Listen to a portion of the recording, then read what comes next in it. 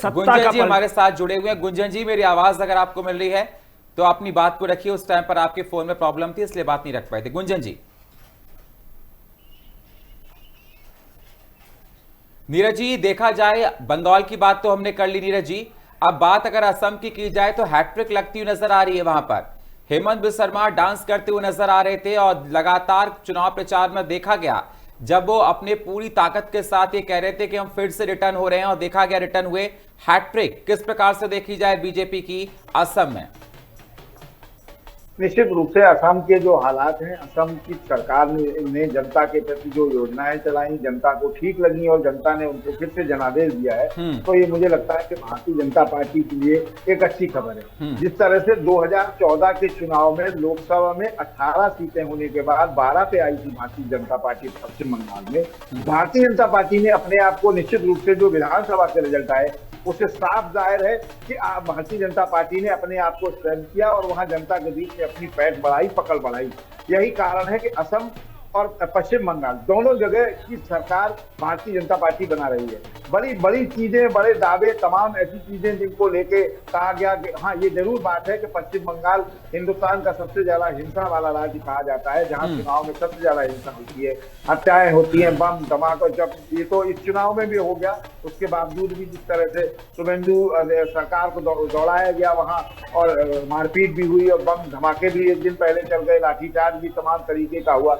निश्चित रूप से जनता ने जनादेश दिया है, तो जनता जो चाहती है, और मुझे लगता है कि इस तरह की चीजें आती हैं, राजनीति में होती है और सरकारें बदलनी भी चाहिए, लगातार एक सत्ता रहती है तो ऐसा जनादेश मजा मानता नहीं है कि बदलाव होता है तो जनता को उसका लाभ मिलता है, नई योजनाएं, नए वादे, नई चीजें आती हैं सड़क पर कहीं ना कहीं। लेकिन जो प्रतिष्ठा की बात भारतीय जनता पार्टी लगा रखी थी, तो अभी वो धीमे धीमे करके परिणाम के रूप में बदलाव आएगा। परिणाम जब आएंगे तो पता तब कह जाना अच्छा होगा कि कितनी ताकत से और कितनी मजबूती से हमने भारतीय जनता पार्टी ने जनता के बीच में पकड़ बनाई और ममता बनर्जी किन किन कारणों से फेल हुई। लेकिन कहीं ना कहीं इन सब चीजों को भी देखा जा सकता है कि जिस तरह की सेंट्रल फोर्सेस का वहां दबाव रहा, हिंसा उसके बाद भी हो रही थी, ये भी बड़ी एक बात है। जिस तरह से वहां विदेशी, बांग्लादेशी और रोहिंग्या की बात कही जा रही थी, वो कहाँ चले गए, वो क्यों नहीं पकड़ में आए। और बंगाल पूरे हिंदुस्तान में एकमात्र ऐसा राज्य था जहां 27 लाख से ज्यादा लोगों ने ट्रिब्यूनल में कहा कि हमारा वोट काट दिया गया है। अन्य राज्यों में जहां चुनाव हुए थे वहां एक बात कही जा रही थी कि विपक्ष केवल एक नैरेटिव सेट कर रहा है कि जनता का कोई भी व्यक्ति ये नहीं कह रहा है कि वोट काटेंगे, केवल विपक्ष का जो राजनीतिक दल है वो भारतीय जनता पार्टी के खिलाफ। बिल्कुल नीरज जी, लेकिन देखा जाए बंगाल की हिंसा को कवर भी किया तो देखा गया कि जब वहां चुनाव होते थे तो कई बार ऐसी बातें भी निकलकर सामने आई हैं, जब चुनाव के दौरान देखा गया कि बहुत से लोगों के मन में सवाल था कि हम वोट देने जाते हैं, पर्ची छीन ली जाती है, हमें धमकाया जाता है, अगर वोट आपने दिया तो आपके परिवार के साथ ये होगा, घर तोड़ दिए जाते थे, आग लगा दी जाती थी। तमाम ऐसी हिंसा की घटनाएं, एट्रोसिटीज, जीनोसाइड्स वहां पर बहुत ज्यादा होते थे। लेकिन इस बार देखा गया चुनाव आयोग काफी सजग हुआ और सेंट्रल की फोर्स को तैनात किया गया और उन कॉम्प्लेक्सों में ही पोलिंग बूथ लगवाए गए जिससे लोग वोट को कास्ट कर सकें। वही परिणाम नजर आ रहे हैं। जो लोग मर गए हैं, पाकिस्तान के हैं, बांग्लादेशी हैं, वो लोग भी वोट कास्ट करते थे। एसआईआर हुआ, रिवीजन हुआ, सारी तस्वीर साफ हुई। क्या ये फैक्टर्स भी देखे जाएं इस बार नीरज जी? निश्चित रूप से जिस तरह से वहां हिंसा होती थी उसको रोकने के लिए चुनाव आयोग कह सकते हैं, चुनाव आयोग भी कह सकते हैं, भारतीय जनता पार्टी भी कहा जा सकता है, क्योंकि अगर आप कोई आरोप चुनाव आयोग पे लगाएंगे तो जवाब भारतीय जनता पार्टी देती है, चुनाव आयोग कभी नहीं देता है। तो मुझे लगता है कि चूंकि और देश में एकमात्र भारतीय जनता पार्टी को अगर अलग कर दीजिए तो जितने भी राजनीतिक दल हैं लगभग सारे राजनीतिक दल चुनाव आयोग से असंतुष्ट हैं और ये हिंदुस्तान के इतिहास में पहली बार हुआ है। और चुनाव आयोग इससे पहले भी इस देश में रहा, टीएन सेशन के रूप में जिनकी कसम खाते थे लोग और आज भी उन्हें चुनाव आयोग के रूप में देश याद करता है, तो ऐसे भी चुनाव आयोग रहे थे। लेकिन हाँ, निश्चित रूप से जनता का जो मैंडेट है, जनादेश है, और जनता अगर उनकी योजनाओं से लाभान्वित हो सकती है तो जनता ने उन्हें जनादेश दिया है। लेकिन एक चीज ये जरूर है कि हिंसा को रोकने में चुनाव आयोग या सेंट्रल फोर्सेस का जो बड़ा योगदान रहा वो वहां के लिए बहुत अच्छी बात है। एक बड़ी हिंसा रुक गई, लोगों के घर जलने से बच गए, टूटने से बच गए। लेकिन कहीं ना कहीं इन हिंसा से जो नुकसान होता था वो बचाने में कामयाब निश्चित रूप से चुनाव आयोग हुआ। लोग डर जाते थे, वोट नहीं कर पाते थे, पर्चियां छीन ली जाती थी और अन्य कोई जाके उनका वोट डाल लेता था। वो सारी चीजें यहाँ नहीं हो पाई, धांधली नहीं चल पाई, बेईमानी नहीं चल पाई, बूथ कैप्चरिंग नहीं चल पाई, ऐसा कहा जा सकता है निश्चित रूप से। लेकिन एक जनादेश निश्चित रूप से भारतीय जनता की पार्टी को मिला है और उस जनादेश का मुझे लगता है भारतीय जनता पार्टी को स्वागत करना चाहिए। दूसरी एक बड़ी बात यह है कि पूरे देश में एक राज्य पश्चिम बंगाल ऐसा था जहां बीजेपी कोई नैरेटिव सेट नहीं कर पाई। हर राज्य में कोई ना कोई नैरेटिव सेट हो जाता था, लेकिन यहाँ किसी तरह का नैरेटिव नहीं चला और बहुत सारी चीजें ऐसी भी देखने को मिली जहां जनता सीधे भारतीय जनता पार्टी से भी जुड़ी और सीधी ममता बनर्जी से कट के सीधी जुड़ी। तो उन सब चीजों का रिजल्ट है निश्चित रूप से सरकार भारतीय जनता पार्टी बना रही है और ऐसा भी लग भी रहा है। बाकी परिणाम आएंगे तो पता चलेगा। जी गुंजन जी, देखा जाए कि प्रचंड जनादेश आपकी भारतीय जनता पार्टी को बंगाल की आवाम ने दिया। बंगाल के हर एक नागरिक ने, वहां पर देखा जा रहा था कि पहले से ही बहुत ज्यादा नाराजगी थी। कहते थे कि वहां दंगे होते हैं, राइट्स होते हैं, एट्रोसिटीज होती हैं। मैं आपसे ये जानना चाहता हूं, प्रधानमंत्री नरेंद्र मोदी ने बहुत सभाएं की और सभा में साफ तौर पर ममता बनर्जी पर खुलकर उन्होंने आरोप लगाए, क्योंकि 2014 में मुझे याद है जब उत्तर प्रदेश में नतीजे निकलकर सामने आए थे तो साफ तौर पर जब बधाई अमित शाह को दी गई तो उन्होंने कहा था कि सबसे बड़ी जीत हमारी जब होगी जब दक्षिण भारत का हम बंगाल जीत लेंगे। गुंजन जी देखिए, जो अभी मेरी आवाज आ पा रही है? बहुत अच्छे से आपकी आवाज आ रही है। देखिए, जो मैं अभी कह रहा था जब मेरी आवाज नहीं आ रही थी कि ममता दीदी एक नेता है और उनको रात को ही पता लग गया था कि जब पोलिंग हुआ, पोलिंग के बाद उनको समझ आ गया कि क्या हो गया। उसके बाद उनका सुप्रीम कोर्ट में जाना, एसएलपी फाइल करना, बहुत सारी चीजें उन्होंने की, लेकिन वो सब बौखलाहट थी। या हम ये कहें कि कहीं ना कहीं जो अपने टीएमसी के कार्यकर्ता हैं उनको समझाने का, उनको आज के लिए जगाने भर का एक प्रयास था। आज जैसे हक साहब अभी बोल रहे थे कि नहीं जी वो अभी रुकिए 2 घंटे 3 घंटे, क्या हो जाएगा 2-3 घंटे में। जो चुनाव आप पोलिंग के बाद हार चुके, जनता ने आपको बिल्कुल सिरे से अस्वीकार कर दिया, आप क्या कर लेंगे 2 घंटे में। आप अगर हार रहे हैं उसको बड़े मन के साथ स्वीकार कीजिए। हम भी हारे थे। नहीं, वो हक साहब ये कह रहे थे कि चुनाव में जो पारदर्शिता होनी चाहिए थी, पारदर्शिता नहीं थी। सेंट्रल की फोर्स ने, चुनाव आयोग ने बीजेपी का साथ दिया, वो आरोप लगा रहे थे आपके ऊपर। नहीं, हमारे ऊपर आरोप वो तो अभी लगाएंगे, अभी और रुक जाइए 2 घंटे। अभी 2 घंटे बाद वो यही कहना शुरू करेंगे कि फलानी जगह ईवीएम नहीं चली, इन्होंने अभी वो कर रहे हैं ना, स्लो कर दिया, स्लो कर दिया, स्लो कर दिया, फिर कहेंगे जी बदल दिया, बदल दिया, बदल दिया, फिर सुप्रीम कोर्ट भागेंगे। तो वो क्या कर रहे हैं, वो लोकतंत्र को मान ही नहीं रहे। और जो असली हार है वो इसी चीज की है कि आपने लोकतंत्र को नहीं माना। आप क्या करते रहे, आप गुंडागर्दी फैलाते रहे। अभी भाई साहब ने कहा कि वहां दंगे होते नहीं थे, करवाए जाते थे। और कब करवाए जाते थे? रामनवमी पे, नवरात्रों में, जब दुर्गा पूजा के समय पे। क्यों? ये उसी का परिणाम है और ये दीदी को समझना पड़ेगा। और दीदी को ही नहीं, आपने अखिलेश जी का भी नाम लिया था, मैं सुन रहा था, मुझे आपकी आवाज मिल पा रही थी। अखिलेश यादव ने यह कहा था कि बंगाल में दीदी ही फिर से वापसी करेंगी। और जब ममता बनर्जी ने तमाम सवालों को खड़ा किया था चुनाव आयोग पर, एसआईआर को लेकर, तब अखिलेश यादव सुर में सुर मिलाते हुए नजर आए थे। उन्होंने एक्स पर पोस्ट भी किया था। नहीं, कमोबेश इन दोनों की स्थिति एक ही जैसी है। देखिए, एक चीज हमें समझनी पड़ेगी अभी, भारत की जनता वैचारिक तौर पे भाजपा के साथ है, वो विचार के साथ जुड़ी हुई है। उसको फर्क नहीं पड़ता तात्कालिक परिस्थितियों में क्या हो रहा है। लेकिन जो विचार की राजनीति भारतीय जनता पार्टी कर रही है, जो हम लोग कर रहे हैं समाज में जाके, उस जगह पर इनको पहुंचना पड़ेगा। इनके पास गुंजन जी, प्रचंड जनादेश जो आपको मिला है बंगाल में, पश्चिम बंगाल में जो प्रचंड जनादेश मिला है, उसके लिए कौन से फैक्टर्स रिस्पॉन्सिबल हैं? मतलब क्या यह माना जाए कि भारतीय जनता पार्टी की चुनाव प्रचार के दौरान ऐसी कौन सी बातें हैं जो जनता के दिल में छू गई, जो वोटों में कन्वर्ट हो गई? गुंजन जी, ये सबसे पहला माननीय प्रधानमंत्री जी का चेहरा। माननीय प्रधानमंत्री जी के द्वारा इस देश की 50% जनसंख्या को दिया गया सम्मान, पहला।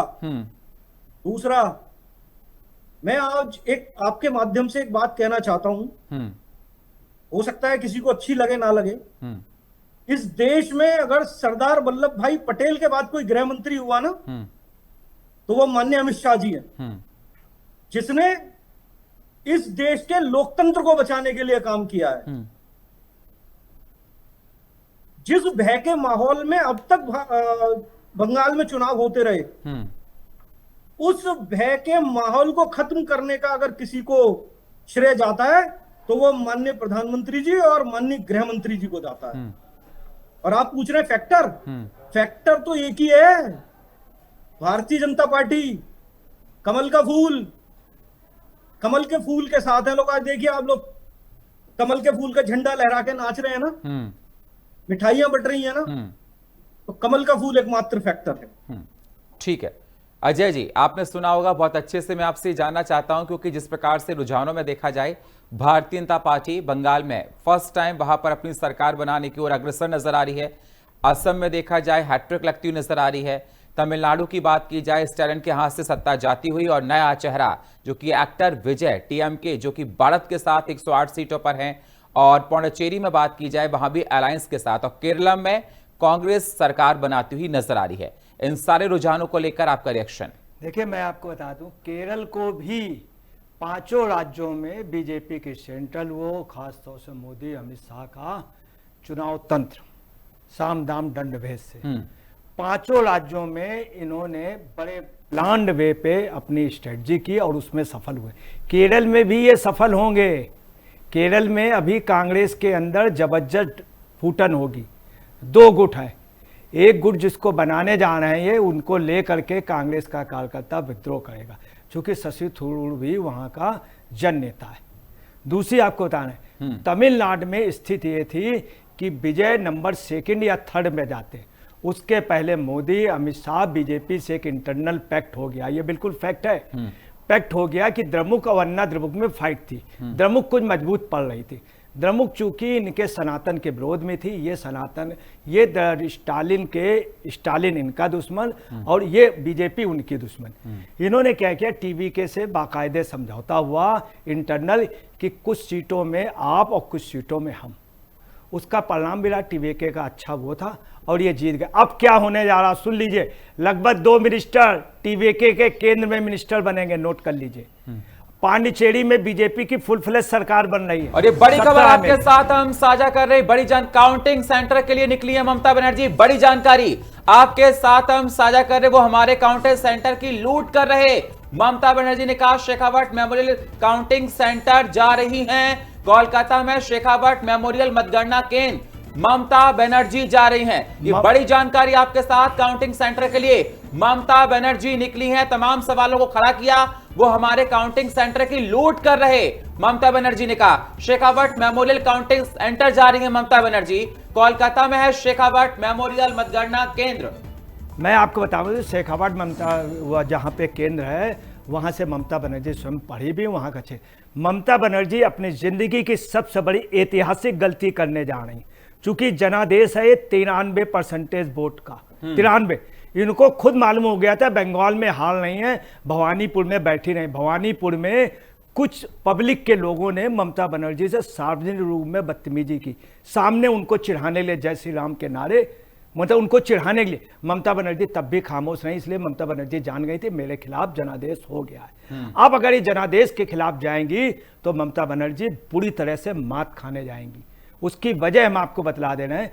बंगाल की धरती में खासियत है, वो जनादेश का हमेशा सम्मान करते हैं। याद रखिएगा, बंगाल में महात्मा गांधी की नहीं चली है। महात्मा गांधी ने खुद कहा था अगर पट्टाप सीतारमैया की हार हो गई तो मेरी हार होगी। नेता सुभाष चंद्र बोस को हरा नहीं पाए थे। ममता बनर्जी यही गलती करने जा रही। ममता बनर्जी जो हैं वो जिस रास्ते को अब अख्तियार करने जाएंगी, ये मात खा जाएंगी, बुरी तरह से मात खा जाएंगी। चूंकि ममता बनर्जी वहाँ टोटल जनमानस की नेता नहीं थी, सहानुभूत थी, वो सहानुभूत नहीं। वहाँ एक बात और कही गई, रोटी क्यों जली, रोटी क्यों जली, हैकड़ी कैसे निकली, हैकड़ी कैसे निकली, मतलब कैसे इनकी हैकड़ी निकले। रोटी क्यों जली, हैकरी क्यों निकली, पान क्यों सड़ा, घोड़ा क्यों अड़ा, चूंकि इन्हें पलटा नहीं गया। ये जनता का जनादेश है। जितने अच्छे नेता उन्होंने जनादेश को स्वीकार किया। अगर उन्होंने स्वीकार नहीं किया है तो आपको बताना कुछ भी नहीं हो सकता है। ये लोकतंत्र है, भारत का लोकतंत्र है। विपक्ष भी इनके अगेंस्ट में हो जाएगा और ममता बनर्जी को मुंह की खानी पड़ेगी, क्योंकि जनादेश आपको बताना है किसी को बर्दाश्त नहीं करता है। जनादेश अगर बीजेपी की सरकार रही, कांग्रेस की अगर जनमत से आई है तो आप समझ लीजिए। बिल्कुल एक बड़ी खबर आ रही है इस समय, बड़ी खबर आपके साथ हम साझा कर रहे हैं। आपको बता दें कि एमके स्टालिन कोलातूर सीट से चुनाव हारे। बड़ी जानकारी आपके साथ, एमके स्टालिन कोलातूर सीट से चुनाव हारे। बड़ी जानकारी, चेन्नई की कोलातूर सीट से चुनाव हार गए हैं एमके स्टालिन। ये बड़ी जानकारी आपके साथ, एमके स्टालिन कोलातूर सीट से चुनाव हार गए। एमके स्टालिन कोलातूर सीट से, जो कि बहुत हाई प्रोफाइल सीट देखी जा रही थी, चेन्नई की कोलातूर सीट से चुनाव हारे हैं एमके स्टालिन। तो ये बड़ी जानकारी आपके साथ हम साझा करें। एमके स्टालिन कोलातूर सीट से चुनाव हारे। अजय जी, आपको ये भी बतला दें, यही नहीं हारे, सभी चीफ मिनिस्टर पांचों राज्यों के पूरी तरीके से अपने ही क्षेत्र में पूरी तरीके से राउंड दिए गए। आपको बताना, स्टालिन से इन्होंने समझौता कर लिया और वहां पे भाजपा समर्थित सरकार बनने जा रही। पांडिचेरी में ये अपनी सरकार बनाने जा रहे हैं। इनके 17 एमएलए हो गए। और देखिए, आप खेल देखिए, तमिलनाडु में एक भी एमएलए निर्दलीय नहीं जीता। अब उनके जो परिणाम है, मैं आपको बता रहा हूं, उनको लगभग 6 एमएलए की जरूरत पड़ेगी। 6 एमएलए कम होंगे। वो भाजपा के ही एआईडीएमके समझौते से जो हैं उनके गुट में, वो इनके साथ जाएंगे। वहां पे बीजेपी के एमएलए और ये मिलकर, चूंकि द्रमुक के एमएलए उनको समर्थन नहीं देंगे, एआईडीएमके समर्थन नहीं देगा। अब भाजपा वो चूंकि केंद्र से इनको मदद चाहिए और केंद्र में मंत्री, तो ये हो गया। बंगाल में इन्होंने कर लिया। बंगाल में सुन लीजिए, एक बहुत बड़ा क्रिकेट, एक बहुत बड़ा प्लेयर, बहुत बड़ा इंडिया का वर्ल्ड का माना प्लेयर, वो कई फिल्मी हीरो, कई सांसद भाजपा में जा रहे हैं। अब तोड़फोड़ शुरू होगी जो बीजेपी करेगी। ठीक है, अब देखना होगा। देखा जा रहा है कि लगातार इस प्रकार से जो रुझान निकलकर सामने आ रहे हैं, चाहे पश्चिम बंगाल की बात की जाए, चाहे वो 5 राज्यों की जाए, उसमें बीजेपी 2 राज्य, खासकर असम की बात की जाए और पश्चिम बंगाल में बहुत अच्छा परफॉर्मेंस देती हुई नजर आ रही है। और केरल में कांग्रेस की सरकार फिर से बनती हुई नजर आ रही है। आपने कहा कि केरल की अगर बात की जाए तो वहां पर शशि थरूर को लेकर थोड़ा डिस्प्यूट्स क्रिएट हो सकते हैं। अगर वायनाड सीट देखी जाए, प्रियंका गांधी वाड्रा वहीं से आती हैं, उससे पहले राहुल गांधी वायनाड पे थे, तो उसका भी इंपैक्ट केरल में पड़ता हुआ नजर आएगा। जल्दी से रिएक्शन। बिल्कुल आएगा। मैं आपको तो वायनाड वो जगह है जहां से मोपाला विद्रोह शुरू हुआ था। वायनाड में मैं गया हूं, काफी बार रुका हूं, और वहां पे बैठने का एक अलग आनंद है। वहां सभी लोग पाकिस्तान, मुल्लापुरम एक जगह है जहां पाकिस्तान रेडियो सुनते हैं, पाकिस्तान वो देखते हैं, टीवी देखते हैं। अल जजीरा सबसे ज्यादा देखा जाए। अल जजीरा की न्यूज भी रहती है ऑथेंटिक, ये भी आपको बताना है। अब आपको बताना है, अगर ईवीएम में हेरफेर होता तो मोदी या बीजेपी वाले वायनाड से इनको हराते हैं 14, 19, 24, अगर ईवीएम में हेरफेर होता। दूसरी आपको बताना है, जिस व्यक्ति को चीफ मिनिस्टर बनाने जा रहे हैं, कांग्रेस में विद्रोह हो जाएगा। उनके ऊपर महिलाओं का जबरदस्त आरोप है। वो पब्लिक लीडर नहीं है। शशि थरूर इतना बड़ा पब्लिक लीडर है, मैं आपको बतला रहा हूं, जिससे मोदी भी घबराते हैं। मोदी ने एक बार कहा था 5000 करोड़ की प्रेमिका, उसने जवाब दिया आप काउंटिंग कर नहीं पाते हो, 50,000 करोड़ की प्रेमिका है। शशि थरूर विदेश गए, संयुक्त राष्ट्र संघ का पहला नेता बना, अभी तक भारत में कोई नहीं बन पाया। पंडित विजय लक्ष्मी, उस मुकाम में आज तक कोई पहुंचा नहीं।